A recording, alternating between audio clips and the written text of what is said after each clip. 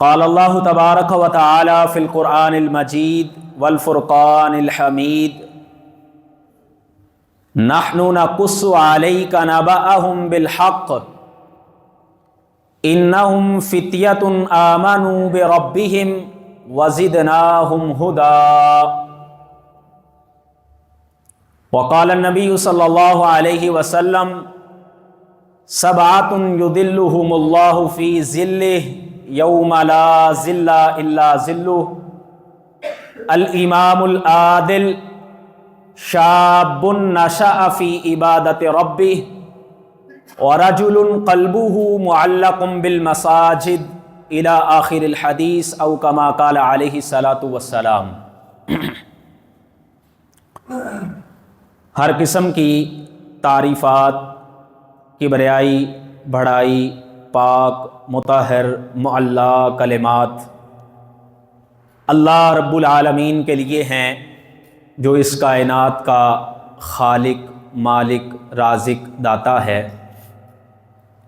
درود و سلام آقا دو جہاں، سرور کونین، تاجدار انبیاء، ختم الرسل، امام الموحدین، امام المجاہدین، جناب حضرت محمد الرسول اللہ صلی اللہ علیہ وسلم کی ذات اقدس کے لیے۔ محترم سامعین و سامعات، لائق صد تکریم میرے معزز بھائیوں، پچھلے کچھ خطبات سے میں نے احوال یوم القیامہ کے عنوان سے اپنی گفتگو کا آغاز کیا تھا، اور اس کے ضمن میں پھر قیامت کے دن، محشر کے دہاڑے میں جو بہت سختیوں کا دن ہوگا، جس دن کوئی سائبان نہیں ہوگا، رسول اللہ صلی اللہ علیہ وسلم کی ایک حدیث، اس کی وضاحت میں نے آپ کے سامنے شروع کی تھی کہ نبی اکرم صلی اللہ علیہ وسلم نے فرمایا کہ اس 50,000 سال کے دن میں جس دن کوئی سایہ نہیں ہوگا، اللہ رب العالمین کچھ خوش نصیبوں کو اپنے سائے میں سے سایہ عطا فرمائیں گے۔ ان میں سے ایک شخص کا تذکرہ میں نے پچھلے خطبے میں کیا تھا کہ الامام العادل، جسے بھی اللہ رب العالمین نے رعایا عطا فرمائی، وہ چاہے چند لوگوں کا ذمہ دار بنا یا وہ بڑی رعایا کا ذمہ دار بنا، وہ ان میں عدل و انصاف کرتا رہا۔ تو عدل و انصاف کرنے والوں کو اللہ رب العالمین قیامت کے دن ان خوش نصیبوں میں شامل فرمائیں گے جنہیں اللہ تعالیٰ اپنے سائے میں سے سایہ عطا فرمائیں گے۔ رسول اللہ صلی اللہ علیہ وسلم فرماتے ہیں شاب نشأ فی عبادت ربہ، دوسرا وہ خوش نصیب جس نے اپنی جوانی کو اللہ کی عبادت میں لگا دیا اور کھپا دیا۔ اس نے جوانی کی عمر کے جو حصے تھے وہ اللہ رب العالمین کی عبادت میں بسر کر دیے۔ رسول اللہ صلی اللہ علیہ وسلم فرماتے ہیں، جامع ترمذی میں امام ترمذی رحمۃ اللہ علیہ حدیث لے کے آئے ہیں، کیا لوگوں قیامت کا دن ہوگا، لا تزول قدم ابن آدم یوم القیامت من عند ربہ، قیامت کے دن آدم کا کوئی بھی بیٹا اپنے قدم کو اپنی جگہ سے ہلا نہیں سکے گا، حتی یسأل عن خمس، حتیٰ کہ اس سے 5 چیزوں کے متعلق سوال کیا جائے گا۔ آپ نے فرمایا پہلی چیز یہ ہوگی ان عمرہ فیما افناہ، کہ آدم کے بیٹے اور بیٹی تو بتلا میں نے تجھے جو عمر عطا کی تھی اس کو کہاں پر گزار کے آیا ہے۔ ہو سکتا ہے انسان اللہ کے سامنے یہ عذر پیش کر سکے کہ میرا بچپنا اس میں تو میرے اوپر شریعت کے احکامات لاگو ہی نہیں ہوتے تھے، اور بڑھاپے میں میرے پاس کرنے کی سخت موجود نہیں تھی۔ رسول اللہ صلی اللہ علیہ وسلم فرماتے ہیں عن شبابہ فیما ابلہ، اللہ رب العالمین قیامت کے دن اسپیشلی طور پہ انسان کی جوانی کی عمر کے متعلق بھی سوال کریں گے۔ حالانکہ جوانی عمر میں ہی آتی ہے، پہلے سوال میں یہ موجود ہے، لیکن کسی چیز کا الگ تذکرہ کرنا یہ اس بات پہ دلالت کرتا ہے کہ یہ خاص چیز ہے، اس کی اہمیت زیادہ ہے۔ اس لیے رسول اللہ صلی اللہ علیہ وسلم فرماتے ہیں کہ اللہ رب العالمین اس کی جوانی کے متعلق اس سے سوال کریں گے۔ بھائیو، اصل عمر ہوتی بھی جوانی کی ہے۔ بچپنے میں انسان کے اندر بچے والی عادات ہوتی ہیں، اور بڑھاپے میں انسان پھر کئی وجوہات کی بنا پر وہ کر نہیں پاتا ہے۔ جو اصل انسان کی جوانی کی عمر ہوتی ہے وہی اصل عمر ہے۔ دنیا کے اعتبار سے بھی ہم دیکھتے ہیں اور آخرت کے اعتبار سے بھی یہی بات ہے۔ اگر جوانیوں میں ہم نے اپنے اچھے ریکارڈ قائم کر لیے، اگر ہم نے اپنی جوانیوں کو اللہ کی عبادتوں میں کھپا دیا، تو بڑھاپوں میں جا کے اگر نہ بھی کر سکے تو ہمیں اللہ وہ جوانی کی بنی ہوئی عادتوں کے مطابق اجر عطا کرتے رہیں گے۔ یہ میری بات نہیں ہے، رسول اللہ صلی اللہ علیہ وسلم کا فرمان ہے۔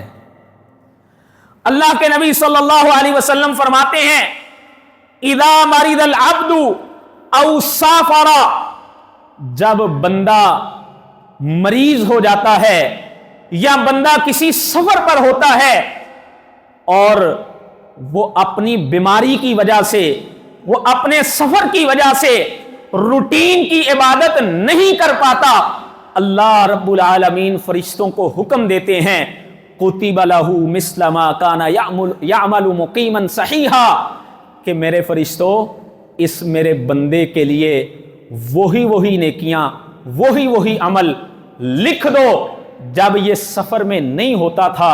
یہ نیکیوں کی ترتیب تھی اس کی، جب یہ صحیح ہوا کرتا تھا، یہ بیمار نہیں تھا، اب بڑھاپے کی وجہ سے اس سے اتنی نیکیاں نہیں ہو پاتی، اس کے نامہ اعمال میں وہ ساری نیکیاں تم لکھ دو۔ اور ایک اور حدیث میں رسول اللہ صلی اللہ علیہ وسلم نے فرمایا اغتنم خمسا قبل خمس، اے انسان 5 چیزوں سے پہلے 5 چیزوں کو غنیمت سمجھ لے۔ ان میں سے ایک چیز رسول اللہ صلی اللہ علیہ وسلم نے یہ بیان فرمایا شبابک قبل حرمک، اپنے بڑھاپے کے آنے سے پہلے اپنی جوانی کو غنیمت سمجھ لے۔ کیونکہ جوانی میں جب انسان خواہشات بھی عروج پر ہوتی ہیں، اس وقت اپنے نفس کو کنٹرول میں رکھتے ہوئے عبد بنتا ہے، اپنے نفس کی خواہشوں کو کچل کر کے اپنے آپ کو اللہ کے سامنے جھکانے والا بنتا ہے۔ رسول اللہ صلی اللہ علیہ وسلم فرماتے ہیں ایسا جوان پھر اللہ کو کس قدر محبوب ہوتا ہے۔ ان اللہ یباہی بالشباب العابد الملائکہ، اللہ پھر فرشتوں میں بیٹھ کر کے ایسے نوجوان پر فخر محسوس کرتے ہیں۔ یہ جوان پہ اللہ فرشتوں میں فخر کرتے ہیں، اے فرشتوں دیکھو ذرا، تم کہتے تھے کہ یہ حضرت انسان زمین پہ جا کے کچھ تو خون کرے گا، اے میرے فرشتوں دیکھو یہ راتوں کو اٹھ کر کے کیسے میرے سامنے گڑ گڑانے والا ہے، اے میرے فرشتوں دیکھو ذرا یہ جوانی جو مستانی ہوا کرتی ہے، اس نے اپنی خواہشات کو پیچھے چھوڑ کر کے میں اللہ کے حکموں کو کس قدر لبیک کہنے والا بنا ہے۔ تو میرے بھائیوں یہ جوانی کی عمر جو ہے، اس میں اگر قدر کرنے والے بنو گے، دنیا میں بھی ہم نے دیکھا نا کووڈ میں وہ بچے جن کے ریکارڈ اچھے تھے ان کو لوگوں نے ویسے ہی پاس کر دیا تھا، امتحان نہیں لیے گئے۔ جب اللہ بھی دیکھتے ہیں میرے اس بندے کا ریکارڈ جوانی میں بڑا اچھا تھا، اب بڑھاپے کی عمر میں اگر اس سے نہیں ہو پاتا تو اللہ فرشتوں کو حکم دیتے ہیں اس کے نامہ اعمال میں وہ ساری نیکیاں لکھ دو۔ یہ پہلے صدقہ بہت کیا کرتا تھا، اب اس کے پاس مال نہیں رہا لیکن اس کی خواہش ہے کہ میرے پاس مال ہو، میں صدقہ کروں، اللہ کہتے ہیں اس کو صدقے کا اجر دے دو۔ یہ جوانی میں فلاں فلاں نیکیاں کیا کرتا تھا، آج اگر اس کے پاس سکت نہیں رہی ہے، اے میرے فرشتوں اس کے نامہ اعمال میں یہ نیکیوں کے سلسلے بند مت کرنا۔ تو میرے بھائیوں یہ جوانی کی عمر یہ بڑی اہمیت کی حامل ہے۔ رسول اللہ صلی اللہ علیہ وسلم کئی مواقع پہ جوانوں کو اسپیشلی مخاطب فرمایا کرتے، یا معشر الشباب، کئی احادیث ملتی ہیں جس میں اللہ کے نبی نوجوانوں کو مخاطب کر کے فرمایا کرتے، یا معشر الشباب، اے جوانوں میری بات کو ذرا توجہ سے سننا۔ اسی لیے رسول اللہ صلی اللہ علیہ وسلم نے فرمایا نا کہ حسن اور حسین یہ جنت کے نوجوانوں کے سردار ہوں گے، جنہوں نے اپنی جوانیاں اللہ کی عبادتوں میں لگا دی ہوں گی۔ اسی لیے وہ جوان جس نے اپنی جوانی اللہ کی عبادت میں لگا دی، رسول مکرم صلی اللہ علیہ وسلم فرماتے ہیں اس 50,000 سال کے دن میں جب کوئی سائبہ نہیں ہوگا، اللہ اس نوجوان کو اپنے عرش کے سائے میں سے سایہ عطا فرمائیں گے، کیونکہ اس نے اپنی جوانی جو ہے وہ اللہ رب العالمین کی عبادت میں لگا دی۔ شیخ البانی رحمت اللہ علیہ سلسلہ صحیحہ میں حدیث لے کے آئے ہیں، رسول اللہ صلی اللہ علیہ وسلم فرماتے ہیں جب کوئی جوان اپنی جوانی میں اللہ رب العالمین کے سامنے جھکنے والا بنتا ہے نا، تو ان اللہ لا یعجب من الشاب لیس له صبوہ، اللہ تعالیٰ ایسے جوان کے اوپر خوش ہوتے ہیں کہ جس میں جوان ہونے کے باوجود جوانوں والا کوئی کام نہیں ہوتا۔ مطلب کیا ہے؟ مطلب یہ ہے کہ وہ جوانی جس میں خواہشات بڑے عروج پر تھیں، لیکن اس نے بڑی سنجیدگی کے ساتھ اپنے رب کا فرما بردار بن کر کے، اپنے نفس کو اللہ کی اطاعت میں ڈال کر کے اپنی جوانی کا وقت گزارا۔ رسول اللہ صلی اللہ علیہ وسلم فرماتے ہیں ایسے نوجوان سے اللہ خوش ہو جاتے ہیں، اور جس سے اللہ خوش ہو جائیں اس کو دنیا کی اور کون سی نعمت چاہیے۔ تو میرے بھائیوں آج ہم مسلمانوں کے ساتھ بہت بڑا ہاتھ ہو گیا۔ وہ ہاتھ کیا ہوا ہے؟ اسلامی تاریخ پڑھ کے دیکھیں تو اس میں تو یہ تھا کہ بچہ جب بالغ ہو جاتا تھا اس کو جوان تصور کیا جاتا تھا، داڑھی مونچھ آ جاتی تھی اس کو جوان سمجھ لیا جاتا تھا، بڑی بڑی ذمہ داریاں اس پر ڈال دی جاتی تھیں، جب وہ میدان میں جاتا تھا اس کی صلاحیتیں اور نکھر جایا کرتی تھیں۔ لیکن یہاں پر کیا ہوا؟ یہاں پہ یہ ابھی 17 سال کا ہے، 15 سال کا ہے، یہ ابھی میٹرک کر رہا ہے، یہ ابھی گھر سے باہر اکیلا نہیں جا سکتا، اس نے ابھی میٹرک کرنا ہے، پھر اس نے ایف اے کرنا ہے، ابھی اب اس کا گریجویشن رہتی ہے، پھر اس کے بعد اس کی میں یہ کر رہا ہوں، میں وہ کر رہا ہوں، اور میں یہی کرتا رہتا ہوں، میری عمر اسی طرح گزر جاتی ہے۔ پڑھ کے دیکھیں تاریخ اسلامی. محمد بن قاسم کتنی عمر تھی؟ 17 سال کی عمر میں محمد بن قاسم تیار ہو کے ایک پورے لشکر کا امیر بن کے دریاؤں اور سمندروں کے سینوں کو چیرتا ہوا یہ کراچی سے لے کے جھنگ تک کے علاقوں میں اسلام کے پرچم لہرا کے گیا. ایسے عدل و انصاف کے توازن اس نے رکھے کہ ہندو لوگوں نے اس کو دیوتا سمجھتے ہوئے اس کی مورتیاں بنا کے اس کو پوجنا شروع کر دیا تھا. پڑھ کے دیکھیں تاریخ کبھی سلطان محمد بن فاتح کی، جس نے 22 سال کی عمر میں قسطنطنیہ کو فتح کیا تھا. یہ وہ قسطنطنیہ تھا جس میں صحابہ کے دور میں 3 مرتبہ حملہ کیا گیا، لیکن اس کو فتح نہ کیا جا رہا تھا کیونکہ 3 طرف پانی تھا اور چوتھی طرف یہ تھے. پہلے ان کی بری فوجوں سے بحری فوجوں سے لڑنا پڑتا تھا، اس کے بعد شہر سے پہلے ایک بہت بڑا سنگل انہوں نے لگا کے زنجیریں اپنی حفاظت کے لیے اپنی فوجیں کھڑی کر رکھی تھی. اس کے بعد شہر کی فصیلیں تھیں اور اس کے بعد شہر کو فتح کرنا ہوتا تھا. یہ سلطان محمد بن فاتح 22 سال کی عمر میں قسطنطنیہ فتح کرتا ہے. اور رسول اللہ صلی اللہ علیہ وسلم نے اپنی زندگی میں اسامہ بن زید رضی اللہ تعالیٰ عنہ کو ایک لشکر کا امیر مقرر کیا. اسامہ بن زید رضی اللہ تعالیٰ عنہ کی عمر صرف 17 سال تھی اور وہ لشکر روانہ کہاں ہو رہا تھا؟ رومن امپائر جو اس وقت کی سپر پاور تھی ان کے خلاف لڑنے کے لیے. نبی اکرم صلی اللہ علیہ وسلم کے کئی صحابہ اکرام ان کی ہمیں زندگیاں ایسی ملتی ہیں یہ چھوٹی چھوٹی عمروں میں جنہوں نے بڑے بڑے کارنامے سر انجام دیے. اور ہمارا 17 سال کا 20 سال کا بچہ کیا ہم اسے آج کو ذمہ داری دیتے ہیں؟ 28 سال کا بھی ہو جاتا ہے ہم کہتے ہیں یہ اکیلا گھر سے نہیں جائے گا. ٹھیک ہے بچوں پہ چیک اینڈ بیلنس رکھنا چاہیے، لیکن بچوں کو اتنا بھی ہمیں ذہنی مفلوج نہیں بنانا چاہیے. یہ ابھی 25 سال کا ہو گیا ہے.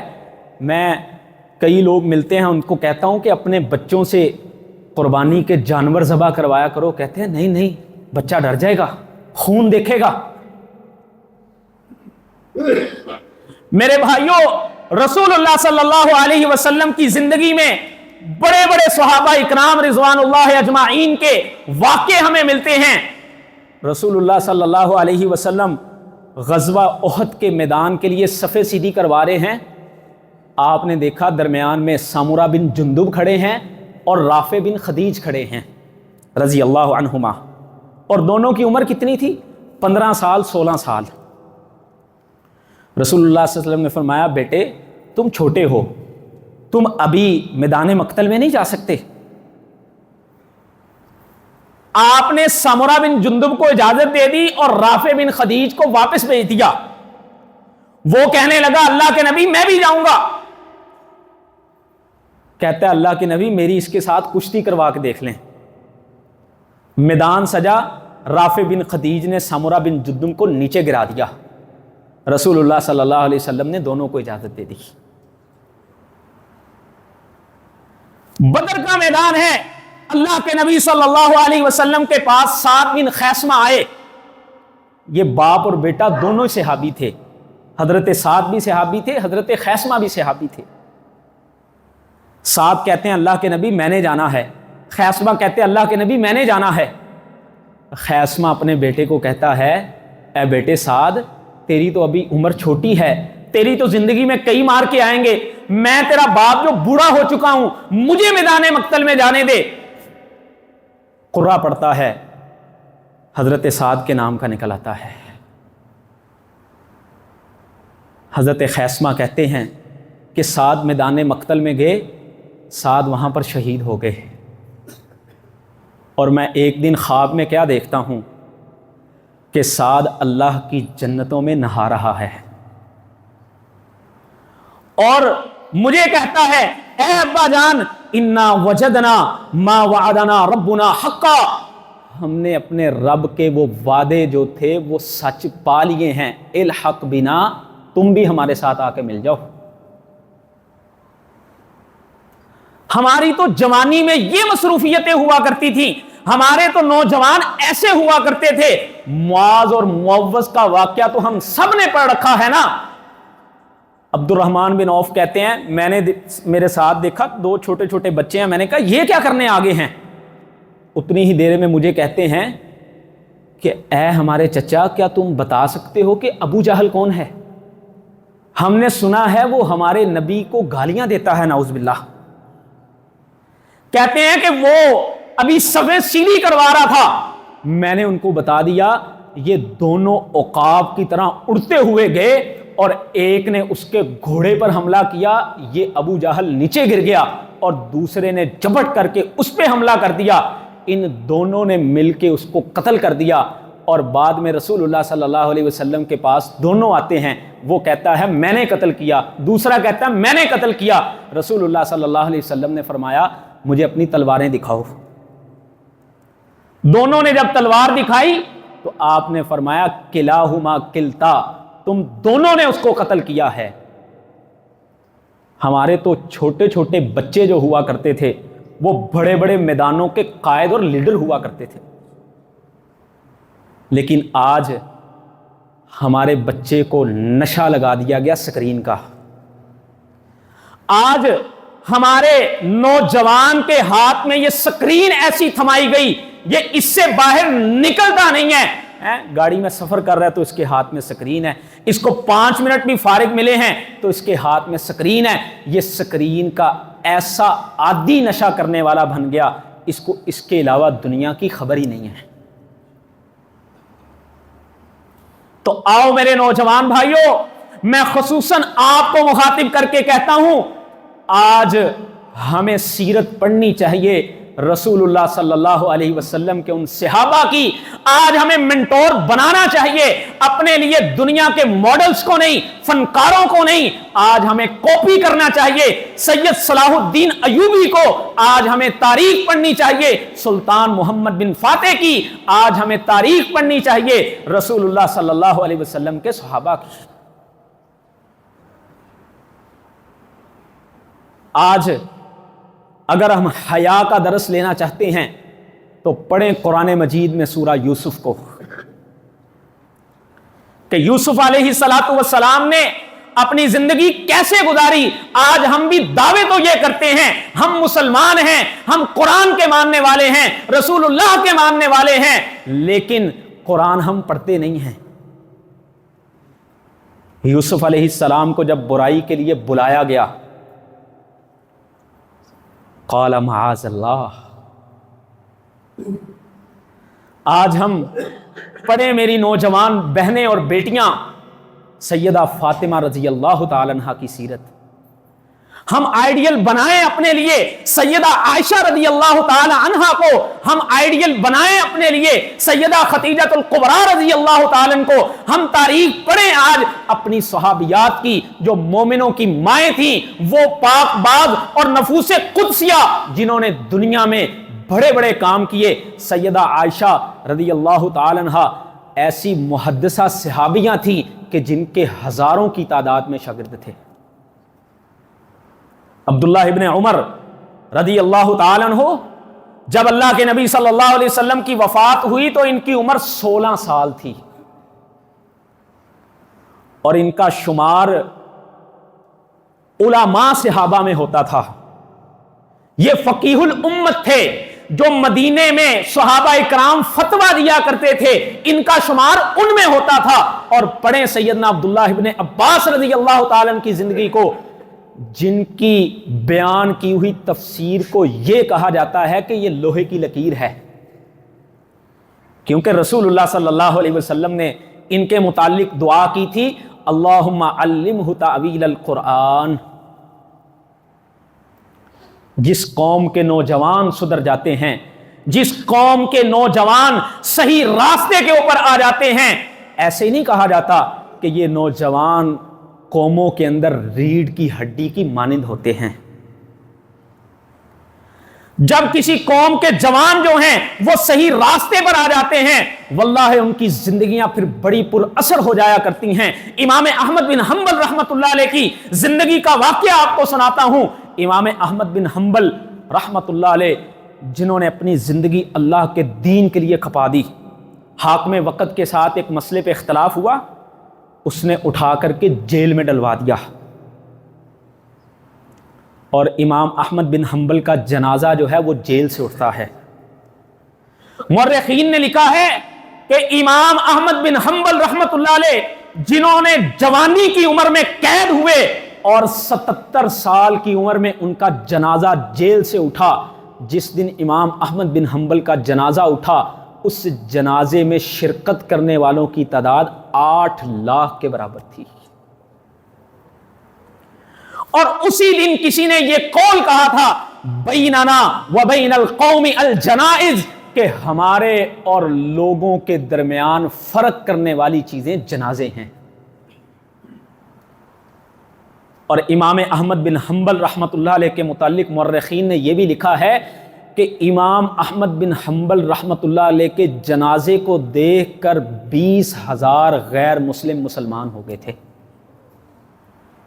زندگیوں میں پھر اللہ ایسے اثر ڈالتے ہیں، زندگیوں کی تاثیریں جو ہیں وہ اللہ تعالیٰ پھر ایسے چھوڑ جاتے ہیں۔ تو آؤ میرے نوجوان بھائیوں، آج ہمارے پاس وقت ہے، اللہ نے مجھے اور آپ کو صلاحیتوں سے نوازا ہوا ہے، آج ہمارے پاس جوانیاں ہیں، آج ہمارے پاس صلاحیتیں ہیں، ہم راتوں کو اٹھ کر کے ذرا اپنے اللہ کے سامنے گڑ گڑایا کریں، ہم اپنی جوانیوں کو جو ہے وہ اللہ کے سامنے ڈالنے والے بن جائیں، دیکھنا پھر ہم ہی ہوں گے جو اس قوم کی قیادت اور سیادت کرنے والے ہوں گے، ہم ہی میں سے پیدا ہوں گے صلاح الدین ایوبی۔ لیکن اگر ہماری جوانیاں جو ہیں وہ راتوں کی شراب و کباب میں گزریں، اگر ہماری جوانیاں جو ہیں وہ اس طرح سے ضائع ہو جائیں کہ ہم اپنی جوانیوں کو اللہ کی نافرمانیوں میں، اللہ کی بغاوتوں میں گزار جائیں، تو پھر یہی حال ہوتے ہیں جو آج ہماری قوم کے ساتھ ہو رہا ہے۔ تو آئیے اللہ کے واسطے ہم پڑھیں اپنے اسلاف کی سیرت کو، پلٹ آئیں اس راستے کے اوپر۔ یہ مغرب کی تہذیب جسے آج ہم بڑا چمکتا دھمکتا دیکھتے ہیں، جو لوگ اس کے قریب سے ہو کے آئے ہیں کبھی ان کے پاس بیٹھ کے دیکھیں۔ جب قلب کے اطمینان کے لیے دنیا کی ہر حد کو پار کر دیا، جب انسان نے اللہ کی طرف سے لگائی ہوئی باؤنڈریز کو جو ہے وہ ختم کر کے اپنے ذہن کے مطابق خیر اور شر کو انسان نے مقرر کیا، پھر انسان ہے کہ دنیا میں کہیں چین نہیں ملتا ہے، پھر اسی کے لیے سوسائڈ بھی ہوتے ہیں، اور اسی کے لیے یورپ میں باقاعدہ اس وقت گوگل کر کے دیکھیں آپ کو ڈیتھ سینٹر ملیں گے، شراب کے پیالے نہیں، وہاں پہ زہر کے پیالے پیے جاتے ہیں، اور اس کے لیے بھی ڈالر پے کیے جاتے ہیں۔ آج اگر ہم بے چین ہیں، آج اگر ہم اطمینان حاصل کرنا چاہتے ہیں، وہ ہم مسلمانوں کے پاس ہے۔ الا بذکر اللہ تطمئن القلوب، میرا اور آپ کا کریٹر جو ہے، جس نے انسان کے سٹرکچر کو بنایا ہے، وہ ہمیں بتلاتا ہے کہ اس باڈی کو اگر تم سکون دینا چاہتے ہو، یہ تمہیں موسیقی کی محفلوں میں بیٹھ کے نہیں ملے گا، کبھی قرآن پڑھ کے دکھا کرو۔